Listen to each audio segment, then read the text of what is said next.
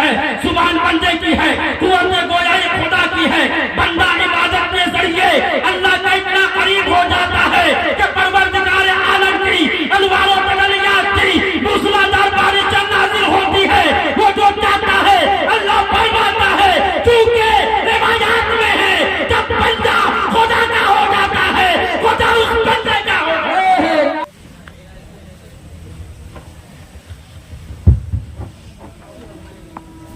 شمس ملت وقاری سنیت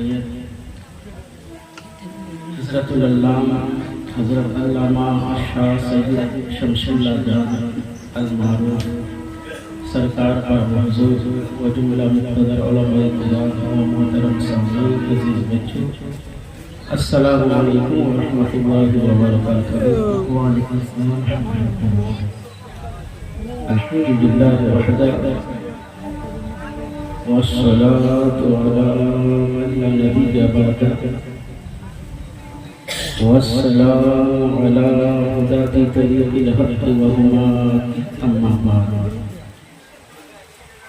فأعوذ بالله من الشيطان الرجيم بسم الله الرحمن الرحيم. يا أيها الذين آمنوا اتقوا الله وكونوا مع الصادقين. صدق الله مولانا العظيم وصدق رسوله النبي الأمين المتين المكين الكريم ونحن على ذلك لمن الشاهدين والشاكرين والذاكرين والحمد لله رب العالمين. آئے ہمارا ایک مرتبہ نبی و آل نبی کی بارگاہ میں درود شریف کا تحفہ پیش کریں اور پڑھیں. اللہم صلی علی سیدنا و مولانا محمد معدن الجود والکرم منبع العلم والحلم والحکم. بارک وسلم صلی علیہ صلاة سلاما دائما ابدا علیک یا رسول اللہ. اللہ تبارک و تعالیٰ نے قرآن مجید میں اللہ والوں کی مختلف شانیں بیان فرمائی ہیں. یہی وہ عظیم لوگ ہیں جن کے دم قدم سے کائنات میں زیب و زینت قائم ہے. یہی وہ عظیم لوگ ہیں جن کی عبادت کی مہد نے عالم کو معطر و خوشبودار بنا رکھا ہے. یہی وہ عظیم لوگ ہیں جن کے دل ہمیشہ اللہ کی بارگاہ میں جھکے رہتے ہیں. یہی وہ عظیم لوگ ہیں جنہوں نے لوگوں کے دلوں کو تیر و تلواروں سے فتح نہیں کیا بلکہ اپنے اخلاق و کردار سے فتح کیا. یہی وہ عظیم لوگ ہیں جن کی وجہ سے کائنات کا نظام چل رہا ہے. یہی وہ عظیم لوگ ہیں جنہوں نے کفر کی تاریکی میں اسلام کا چراغ روشن کیا اور جہالت کے اندھیروں میں علم کا چراغ جلایا. آج ہم انہی عظیم لوگوں میں سے، انہی صاف ستھرے کردار اور عمدہ اوصاف کے حامل لوگوں میں سے ایک عطائے رسول سلطان حمید الولی خواجہ غریب نواز رحمت اللہ علیہ کی بارگاہ میں خراج عقیدت پیش کرنے کے لیے یہاں حاضر آ رہے ہیں. آج کے اس پروگرام کو نسبت ہے حضور خواجہ غریب نواز رحمت اللہ علیہ کی ذات بابرکات سے اور انہی کی طرف منتسب اس پروگرام کا نام ہے تقریب خواجہ غریب نواز. آج ہم حضور خواجہ غریب نواز کی سیرت اور ان کی حیات طیبات کے مختلف گوشوں پر روشنی ڈالنے کے مختصر انداز میں کوشش کریں گے. اللہ کی بارگاہ میں دعا ہے کہ اللہ تعالیٰ ہمیں حق سننے، حق سنانے اور حق پر عمل کرنے کی توفیق عطا فرمائے. اللہ تبارک و تعالیٰ نے قرآن مجید میں ارشاد فرمایا ہے کہ اے لوگو، اے ایمان والو، اللہ سے ڈرو اور سچوں کی صحبت اختیار کرو. حضرات آپ جانتے ہیں کہ اللہ تعالیٰ نے بزرگان دین کو، اللہ کے ولیوں کو، اللہ کے نیک بندوں کو اختیارات اور تصرفات عطا فرمائے ہیں۔ وہ جب چاہے تصرف فرما سکتے ہیں۔ اللہ تبارک و تعالیٰ نے قرآن مجید میں اولیاء کرام کے تصرفات اور کرامات کا تذکرہ فرمایا ہے۔ جگہ جگہ میں قرآن مجید میں اولیاء کرام کی کرامات کا تذکرہ ملتا ہے۔ سورہ مریم کے اندر بیان ہوا ہے کہ حضرت مریم رضی اللہ عنہا جو حضرت عیسیٰ علیہ السلام کی والدہ ہے، ان کے بند کمرے میں جو ہر طرف سے بند رہتا تھا، جس میں وہ عبادت کیا کرتی تھی، اس بند کمرے میں بے موسم کے پھل اور میوے ظاہر ہو جاتے تھے۔ یہ حضرت مریم رضی اللہ تعالی عنہا کی کرامت تھی۔ اور سورۃ الکہف کے اندر موجود ہے کہ اصحاب کہف کے چند نوجوان جنہوں نے اپنا ایمان بچانے کے لیے پہاڑوں کی جانب رخ کیا، اور انہوں نے پہاڑوں کی خون میں جا کر کے تقریباً 309 سال یا اس سے بھی زیادہ سوئے رہے، مگر ان کا جسم جو کا تو رہا، جیسا وہ لوگ سوئے تھے ویسا ہی رہ گیا، ان کا جسم سڑا گلا نہیں۔ یہ اصحاب کہف کی کرامت تھی۔ سورۃ النمل کے اندر بیان ہوا ہے کہ حضرت سلیمان علیہ السلام کے امتی اور بہت بڑے عالم دین حضرت آصف بن برقیہ رحمۃ اللہ علیہ، جو تخت بلقیس کو بہت بھاری برکن تخت تھا، سینکڑوں میل کی مسافت پر رکھا ہوا تھا، پلک جھپکنے سے پہلے ہی حضرت سلیمان علیہ السلام کی بارگاہ میں لا کر حاضر کر دیا۔ یہ حضرت آصف بن برقیہ کی کرامت تھی۔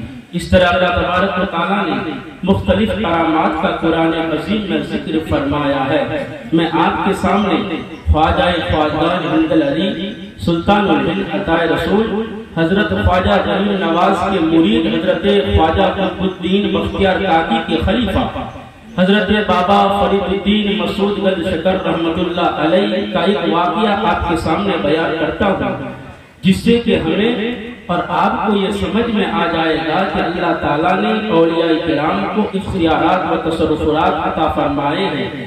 وہ جب چاہے ان تصرفات کو ادا فرما سکتے ہیں۔ منقول ہے کہ ایک عورت حضرت بابا فرید الدین گنج شکر رحمۃ اللہ علیہ کی بارگاہ میں حاضر ہوئی اور آ کر عرض کرنے لگی کہ حضور میری 3 بیٹیاں ہیں جن کی شادی کرانی ہے، میرے پاس پیسے نہیں ہیں، آپ ہماری کچھ مدد فرما دیجیے۔ حضور گنج شکر رحمۃ اللہ علیہ نے اپنے خادموں سے کہا آج درگاہ میں جو کچھ بھی بچا ہے اس عورت کو لا کر کے دے دو۔ خادموں نے عرض کیا کہ آج درگاہ میں کچھ بھی نہیں بچا ہے، جو کچھ بھی بچا تھا وہ ختم ہو گیا ہے۔ اس عورت نے وہیں پر رونا دھونا شروع کر دیا کہ حضور میں تو بڑی آس اور امید کے ساتھ آپ کی بارگاہ میں آئی تھی کہ آپ ضرور میری مدد فرمائیں گے، مگر یہاں تو مجھے ناامیدی ہاتھ لگ رہی ہے۔ حضرت مسعود گنج شکر رحمۃ اللہ علیہ نے اپنے خادموں سے فرمایا جاؤ ایک مٹی کا ڈھیلا اٹھا کر کے لاؤ۔ خادم باہر جاتے ہیں، ایک مٹی کا ڈھیلا اٹھا کر کے لاتے ہیں۔ حضور بابا فرید الدین گنج شکر رحمۃ اللہ علیہ نے زور سے سورہ اخلاص پڑھ کر کے مٹی کے ڈھیلے پر دل کیا تو وہ مٹی کا ڈھیلا سونے میں تبدیل ہو گیا، وہ مٹی کا ڈھیلا سونا بن گیا۔ سارے لوگ یہ دیکھ کر حیران رہ گئے کہ اچانک یہ مٹی کا ڈھیلا سونے میں کیسے تبدیل ہو گیا۔ وہ مٹی کا ڈھیلا حضور بابا فرید الدین گنج شکر رحمۃ اللہ علیہ نے اس عورت کے ہاتھ میں تھماتے ہوئے فرمایا لے جاؤ اس سے اپنی ضرورت پوری کرو۔ وہ عورت بڑی خوشی خوشی اپنے گھر کو چلنے لگی۔ خوشی اس بات کی بھی تھی کہ جس ضرورت کے تحت وہ آئی تھی وہ ضرورت پوری ہو گئی اللہ والوں کے دربار سے، اور دوسری خوشی یہ بھی تھی کہ مجھے سونا بنانے کا نسخہ بھی ہاتھ آ گیا، اب میں جب چاہوں گی جتنا چاہوں گی سونا بنا لیا کروں گی، کیونکہ مجھے بھی تو سونا بنانے کا نسخہ مل گیا ہے۔ وہ گھر جاتی ہے، ڈھیلوں کو جمع کر کے پاک صاف ہو کر کے خوبصورت لباس سے بدل کر کے ڈھیلوں کے پاس بیٹھ جاتی ہے، سورہ اخلاص پڑھ پڑھ کے ڈھیلوں میں دم کرنا شروع کرتی ہے، مگر اس میں کوئی تبدیلی نہیں آتی ہے، ڈھیلا ڈھیلا ہی رہتا ہے، مٹی مٹی ہی رہتی ہے، وہ مٹی کا ڈھیلا سونے میں تبدیل نہیں ہوتا ہے۔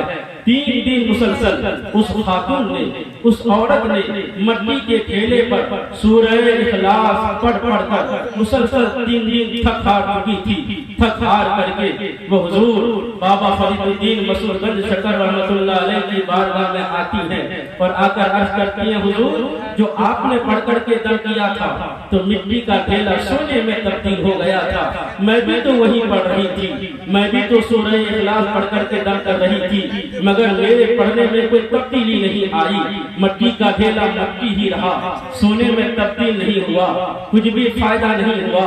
تو حضرت بابا فرید الدین مسعود گنج شکر رحمۃ اللہ علیہ نے فرمایا کہ تم نے بھی وہی کچھ پڑھا جو میں نے پڑھا تھا، مگر تمہارے منہ میں فرید کی زبان نہیں تھی، تمہاری زبان اور ہے، بابا فرید کی زبان اور ہے۔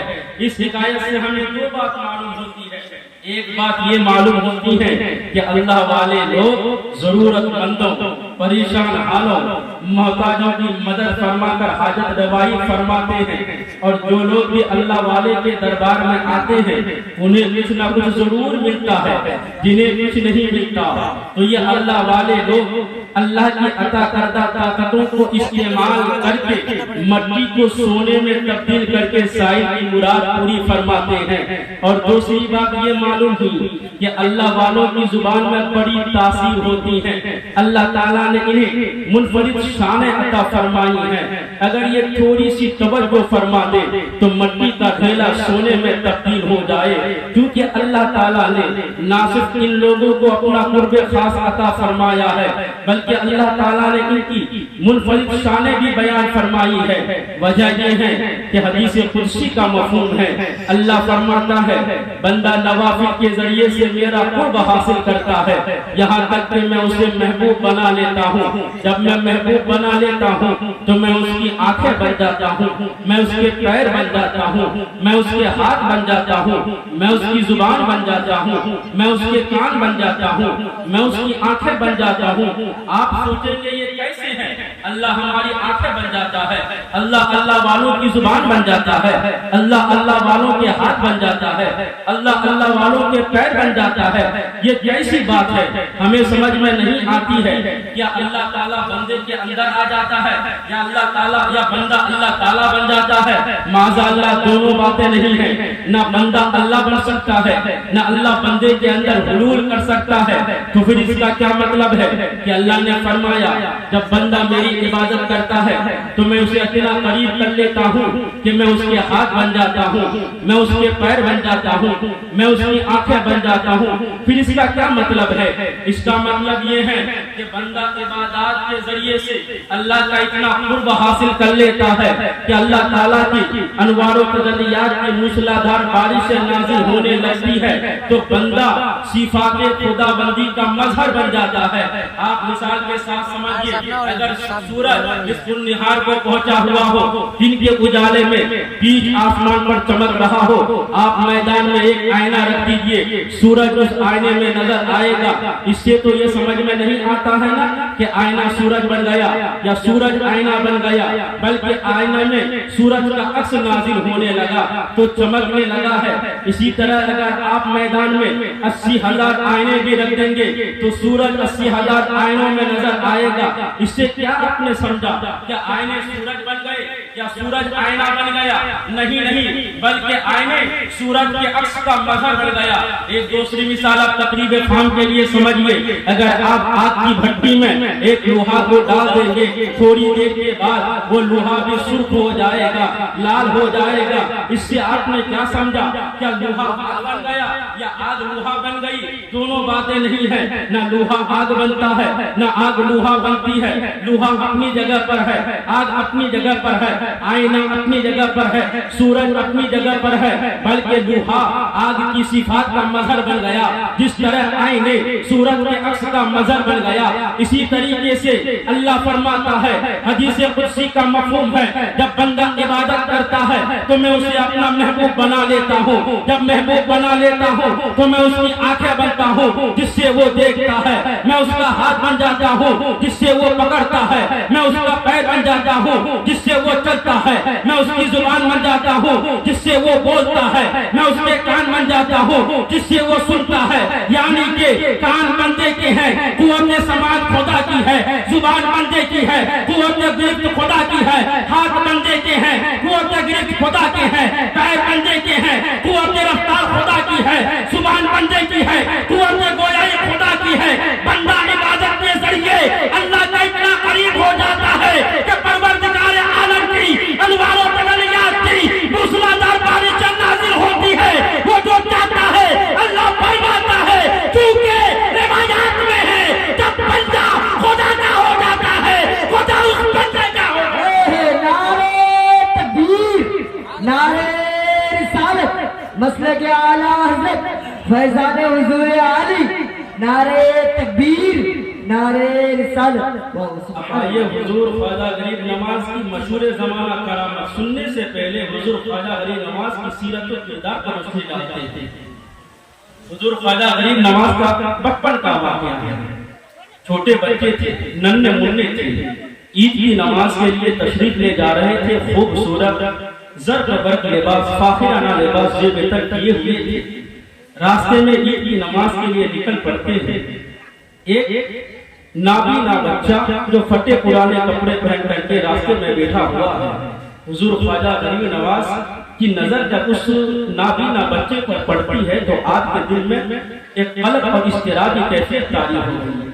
आपके दिल को कल भी सदमा लाहिक हुआ कि ये एक तो नाबीना बच्चा है, ऊपर से ये फटा पुराना कपड़ा पहना हुआ है। हुजूर ख्वाजा गरीब नवाज ने अपना खूबसूरत लिबास उतारकर उस बच्चे को पहना दिया और आपने वो मैले कुचले लिबास पहन करके उस नाबीना के हाथ को पकड़ करके ईदगाह तक तशरीफ लेकर के गए।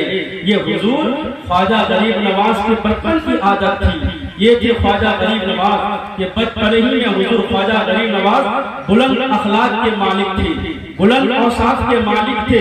लोगों की हाजत रवाई करना, लोगों की मदद करना, दुखों को दूर करना, तकलीफों को दूर करना, मुसीबतों को दूर करना, लोगों के गमों को दूर करना, वो अपने आप में खुशी महसूस करते थे। हम और आप भी ख्वाजा गरीब नवाज के गुलाम हैं। क्या हमारे अखलाक इस तौर पर है? क्या हमारी आदत व अतवार इस तौर पर है? क्या हमारे मुआमलात इस तौर पर है? हम ख्वाजा गरीब नवाज के गुलाम हैं। और तकरीब ख्वाजा गरीब नवाज मनाने वालों से एक पैगाम जरूर है कि जब भी आप दूसरे से मिले, खंदा पेशानी के साथ मिले, मुस्कुरा कर मिले, मिलने से पहले सलाम करें, मुसाफा करें, एक दूसरे के हाल चाल दरियाफ्त करें, एक दूसरे की खबर दरियाफ्त करें। और जब भी दूसरे से मिले तो मुस्कुरा करके मिले, एक दूसरे के लिए सहारा बनने की कोशिश करें। हम अपने आदतों अतवार के जरिए से दूसरे को मुतासिर कर सकते हैं, दूसरे को अपनी तरफ माइल कर सकते हैं, दूसरे को अपनी तरफ मुतवज्जह कर सकते हैं। हम अपने अखलाक व किरदार के जरिए से लोगों के दरमियान में प्यारा और महबूब बन सकते हैं। अल्लाह के नबी हुजूर नबी करीम ने इरशाद फरमाया, तुम लोगों को मालों के जरिए से खुश नहीं कर सकते हो, मगर तुम लोगों को अच्छे अखलाक के जरिए से खुश कर सकते हो। ये था हुजूर नबी करीम की एक सीरत का वाक़या। अब जरा दूसरी सीरत का वाक़या मुलाहिजा फरमाए। हुजूर नबी करीम नवाज की तारीख मुताला करने से हमें मालूम होता है कि हुजूर ख्वाजा गरीब नवाज इबादत इलाही में मशरूफ रहते थे, हमेशा इबादत इलाही में मुनहमिक रहते थे। यहाँ तक कि रिवायात में मिलता है कि हुजूर ख्वाजा गरीब नवाज ईशा के वजू से फजर की नमाज अदा करते थे। इतनी इबादत में मुनहमिक होते होंगे और तिलावत कुरान का इतना शौक रहता था कि दिन में 2 मरतबा कुरान पाक खत्म किया करते थे, दिन में 2 बार कुरान मजीद खत्म किया करते थे। यहाँ तक के सफर में भी तिलावत कुरान जारी रहती थी। हम और आप भी तो ख्वाजा गरीब नवाज के गुलाम हैं। क्या हमारी आदत नमाज में लगी हुई है? क्या हमारे इबादत के तरीके ऐसे हैं? क्या हम इसी तरीके से नमाज पढ़ते हैं? क्या इसी तरह हम इबादत इलाही में मसरूफ रहते हैं? क्या हमारे अंदर भी तिलावत कुरान की आदत है? क्या हमने भी तिलावत कुरान को अपना शौक का जामा पहनाया है? नहीं, हमने कुरान को तो बालाए ताक रखा हुआ है। या तो वो चीजों में निकलता है, या तो वो चहलुम में निकलता है, या इशारे सवाब की महफिल में निकलता है। कोई भी आदमी कुरान को समझने के लिए नहीं निकलता है, जबकि कुरान تلاوت سے زیادہ سمجھنے والی کتاب ہے۔ حدیث پاک میں ہے میدان قیامت میں جب قرآن پڑھنے والا آئے گا تو قرآن عرض کرے گا اے پروردگار اس آدمی کو جنتی لباس پہنایا جائے، اس آدمی کو جنتی لباس پہنایا جائے گا۔ پھر قرآن عرض کرے گا اے میرے پروردگار اس آدمی میں اور اضافہ کیا جائے تو اس آدمی کو کرامت کا تاج پہنایا جائے گا۔ پھر قرآن عرض کرے گا مولا تو اس سے راضی ہو جا، تو پروردگار عالم تلاوت قرآن کرنے والے سے راضی ہو جائے گا۔ کیا ہمارے اخلاق بھی اس طور پر ہے؟ کیا ہمارا معمول بھی اس طور پر ہے کہ صبح اٹھ کر ہم قرآن پڑھتے ہیں یا رات میں سونے سے پہلے تلاوت قرآن کرتے ہیں؟ یہ ہماری عادت نہیں ہے۔ اگر ہم خواجہ غریب نواز کے غلام ہیں، خواجہ غریب نواز کے ماننے والے ہیں، تو ہماری عادت بھی تلاوت قرآن کرنے جیسی ہونی چاہیے۔ ہمارا روزانہ کا معمول ہونا چاہیے کہ ہم قرآن مجید کی تلاوت کریں، قرآن مجید کو شوق سے پڑھا کریں۔ یہ ہے خواجہ غریب نواز کی غلامی، یہ ہے تقریب خواجہ غریب نواز، تقریب خواجہ غریب نواز منانے کا شرط۔ اگر آپ واقعی خواجہ غریب نواز کے غلام ہیں تو آج کے بعد سے آپ تلاوت قرآن کرنا شروع کر دیں، تلاوت قرآن میں منہمک ہو جائے، قرآن کو سمجھنے کی کوشش کریں۔ اور تیسری سیرت کا واقعہ دیکھیں، خواجہ غریب نواز کی بارگاہ میں ایک قاتل قتل کے ارادے سے آتا ہے، بغل میں خنجر دبایا ہوا ہے، قتل کے ناپاک ارادے سے آیا ہوا ہے۔ حضور خواجہ غریب نواز نے اس آدمی کے ساتھ انتہائی شفقت اور محبت پیش فرمائی، خندہ پیشانی سے ملا۔ اس آدمی نے جب حضور خواجہ غریب نواز کی یہ شفقت اور محبت دیکھی، آپ کا گرویدہ ہو گیا، غلام ہو گیا، دیوانہ بن گیا، داخل اسلام ہو گیا، مسلمان ہو گیا۔ حضور خواجہ غریب نواز نے اس قاتل کو معاف فرما دیا۔ ذرا غور کیجئے، قاتل تھا، قتل کرنے کے ارادے سے آیا تھا، حضور خواجہ غریب نواز نے اس قاتل کو معاف کر دیا۔ کیا ہمارے معاملات بھی ایسے ہی ہیں؟ جو ہمیں گالیاں دیتا ہے ہم انہیں گالیاں نہیں دیتے ہیں، جو ہمیں دکھ پہنچاتا ہے ہم انہیں دکھ نہیں پہنچاتے ہیں؟ کیا ہمارے تعلقات بھی دوسرے کے ساتھ ایسے ہی ہیں؟ کیا ہمارے معاملات بھی دوسرے کے ساتھ ایسے ہی ہیں؟ ہرگز نہیں ہے۔ ہم تو لوگوں کی برائیوں کو نوٹ کر کے رکھتے ہیں، لوگوں کی باتوں کو نوٹ کر کے رکھتے ہیں۔ وقت آنے پر بتایا جائے گا، سب کے سامنے رسوا کیا جائے گا، سب کے سامنے ذلیل کیا جائے گا، سب کے سامنے کھول کھول کر کے رکھ دیا جائے گا۔ یہ ہمارے طریقے نہیں ہیں۔ ہم خواجہ غریب نواز کے کیسے غلام ہیں؟ صحیح طور پر غلامی کا دامن پکڑنے کی ضرورت ہے، صحیح طور پر خواجہ غریب نواز کے غلام بننے کی ضرورت ہے کہ حضور خواجہ غریب نواز نے اپنے قاتل غلام کو معاف فرما دیا تھا۔ اگر ہمارے بھائی ہم سے روٹھ گئے ہیں ہم انہیں معاف کر دیں، اگر ہمارے بھائی ہم سے جھگڑا کرتے ہیں ہم انہیں معاف کر دیں۔ یہ طریقہ ہونا چاہیے، یہ اللہ والوں کا شیوا ہے۔ اب ذرا مشہور زمانہ کرامت سنتے چلے حضور خواجہ غریب نواز کی، جو مشہور زمانہ کرامت ہے۔ انا ساگر کی سرزمین پر انا ساگر موجود ہے۔ خواجہ غریب نواز کے ماننے والے غسل کرنے کے لیے انا ساگر پر جاتے ہیں۔ یہ دیکھ کر وہاں کے کفار نے ان مسلمانوں کا مذاق اڑایا اور کہا کہ یہ مسلمانوں نے ہمارے تالاب کو ناپاک کر دیا ہے۔ وہ حضرات لوٹے حضور خواجہ غریب نواز کی بارگاہ میں سارا ماجرا عرض کر دیا۔ حضور خواجہ غریب نواز نے اپنے کسی خادم سے ایک مٹی کا برتن دیتے ہوئے فرمایا لے جاؤ اس مٹی کے برتن کو انا ساگر سے پانی بھر کر کے لاؤ۔ وہ خادم مٹی کا برتن لے جاتا ہے، جو ہی انا ساگر میں ڈالتا ہے دیکھتے ہی دیکھتے سارا انا ساگر کا پانی اس مٹی کے برتن میں آ جاتا ہے۔ لوگ پانی نہ ملنے کے بعد بے قرار ہو گئے، بے چین ہو گئے۔ حضور خواجہ غریب نواز کی بارگاہ میں آ کر فریاد کرنے لگے تو حضور خواجہ غریب نواز نے فرمایا جاؤ اس برتن کو دوبارہ انا ساگر میں الٹ دو۔ اس خادم نے حکم کی تعمیل کی، جو ہی اس برتن کو انا ساگر میں الٹ دیا گیا دیکھتے ہی دیکھتے پورا انا ساگر پانی سے لبالب ہو گیا۔ یہاں پر قابل غور بات جو ہے وہ یہ ہے کہ ذرا آپ بتائیے ایک مٹی کا برتن 8 کلو ہو سکتا ہے، 10 کلو ہو سکتا ہے، اس میں 8-10 کلو پانی آ سکتا ہے۔ تھوڑا زیادہ بڑا ہوگا، تھوڑا زیادہ پانی آ جائے گا، مگر قربان جائیے حضور خواجہ غریب نواز کی کرامت دیکھیے۔ حضور خواجہ غریب نواز نے تھوڑی سی توجہ فرمائی تو پورا انا ساگر کا پانی اس چھوٹے سے مٹی کے برتن میں آ گیا۔ اس سے یہ معلوم ہوا اللہ کی عطا वजह से अल्लाह वाले लोग बड़ी कुदरत और इख्तियार के मालिक होते हैं। वो जब चाहे तसर्रुफ फरमा सकते हैं, जब चाहे करामत दिखा सकते हैं, जब चाहे इख्तियारात को इस्तेमाल करके तसर्रुफात कर सकते हैं। जब चाहे वो लोग, अगर वो चाहे तो मुर्दों को जिंदा कर दे, अगर वो चाहे तो 18 साल की डूबी हुई कश्ती को पार लगा दे, अगर वो चाहे तो अना सागर का पानी एक कटोरे में समा दे, अगर वो चाहे तो मट्टी का ढेला सोने में तब्दील कर दे, अगर वो चाहे तो दुनिया का नक्शा ही बदल कर रख दे। मोहताज का जब ये आलम है, मुख्तार का आलम है। तकबीर, नारे रिसालत, फैज़ाने गरीब नवाज, फैज़ाने गरीब नवाज, फैज़ाने बाबू हुजूर, नारे तकबीर, नारे रिसालत। वाह सुभान अल्लाह। की जलवे से बात की आप ज़ियारत कीजिए। मैं एक नुक्ता बताऊं, जहां अल्लाह वालों का जिक्र होता है तो रहमत खुदाबंदी नाज़िल होती है, मुसल्लम बात है। और जहां अल्लाह वाले बजाते खुद मौजूद हो, अल्लाह वालों का जिक्र होता है तो रहमत खुदाबंदी नाज़िल होती है। बेशक जिक्र करने से नाज़िल होती है। अगर अल्लाह वाले बजाते खुद मौजूद हो तो रहमत खुदाबंदी तो हमारी तरफ लपक लपक कर आती है। बेशक। तो आप जलवे ज़िबा की ज़ियारत कीजिए और मेरी गुफ्तगू को अपने ज़हन और दिमाग में बिठाने की कोशिश कीजिए। मैं बातें थोड़ी हलक तलक करूंगा मगर समझने की जरूरत है।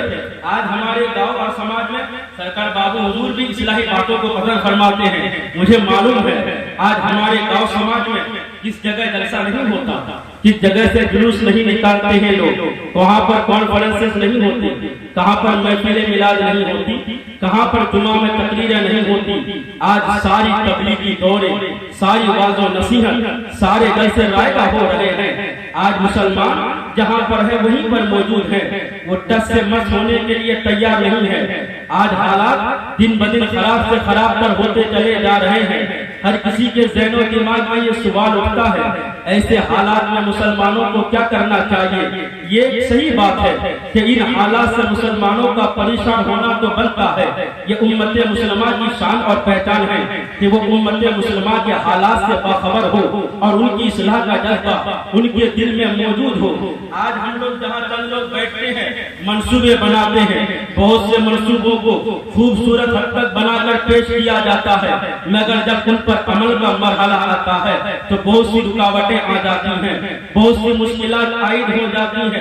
आज हर घर में फितना पहुंचा हुआ है, हर घर में फसाद पहुंचा हुआ है, हर कोई इन फितनों से वाकिफ भी है। कौन नहीं जानता है, कौन इन फितनों से वाकिफ नहीं है। जब फितना घर घर तक पहुंचता है, हर घर की दहलीज तक पहुंचता है, तो हम लोगों का मशगला और बुराई इम्तियाज क्या होता है। हम लोग होटलों में बैठेंगे, दूसरे के गलत हालात का तस्करा करेंगे। जहाँ जन लोग बैठ गए, दूसरे की तनकीद करेंगे, दूसरे की गुफ्तगू करेंगे। फुला का लड़का भाग गया, फुला की लड़की भाग गई, फुला तो सूद खाता है, फुला तो शराब पीता है, फुला तो जुआरी है, फुला तो चोर है, फुला तो डकैत है, फुला का घराना अच्छा नहीं, फुला का समाज अच्छा नहीं, फुला गाँव वाले अच्छे नहीं है।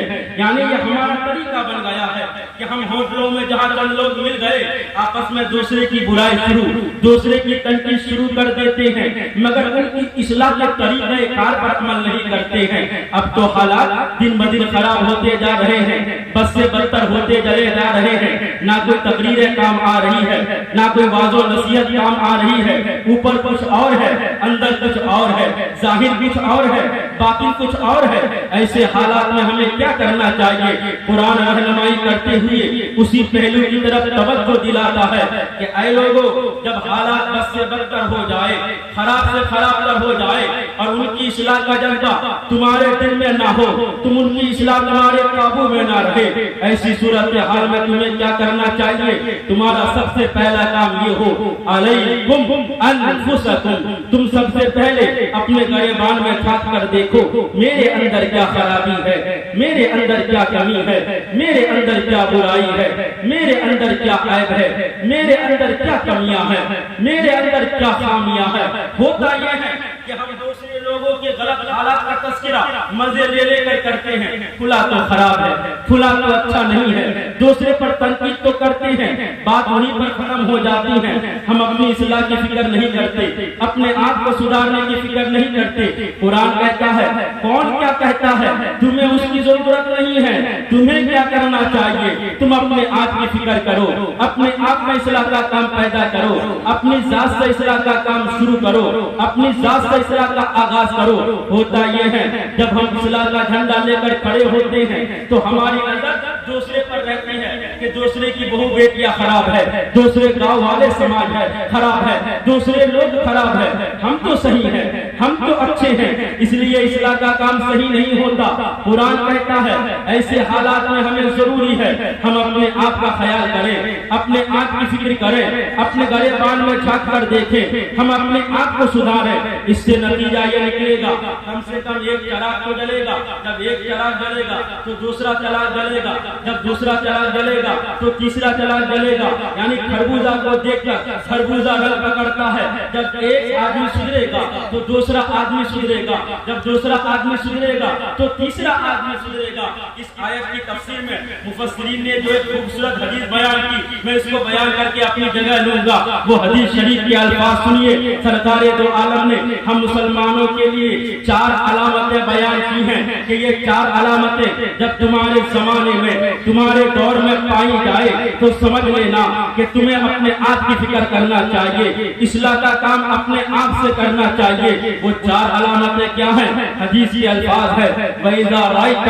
شُحًّا مُطَاعًا, جب تم میں سے دیکھو کہ ہر کوئی لالچی بن گیا ہو, وَهَوًا مُتَّبَعًا, اور جب تم میں سے کوئی دیکھو کہ ہر آدمی نفسانی خواہشات کا پجاری بن گیا ہو, وہ دنیا مؤثرا, اور جب تم دیکھو کہ لوگ دنیا کو آخرت پر ترجیح دے رہے ہو, وہ ایجابا کل ذی رائے برائے, اور جب تم لوگوں کو دیکھو ہر کوئی اس گھمنڈ میں مبتلا ہو مجھ سے اچھا کوئی نہیں, مجھ سے بہتر کوئی نہیں, میری رائے تو سب سے اچھی ہے, میرا مشورہ تو سب سے اچھا ہے, میری بات تو سب سے اچھی ہے. جب یہ 4 علامتیں پائی جائے فعلیک بخاصۃ نفسک ودع عنک امر العامہ, تو ایسے حالات میں ضروری ہے تبلیغ کا کام تم اپنے آپ سے کرو, اصلاح کا کام تم اپنی ذات سے کرو, لوگوں کے معاملات کو چھوڑ دو.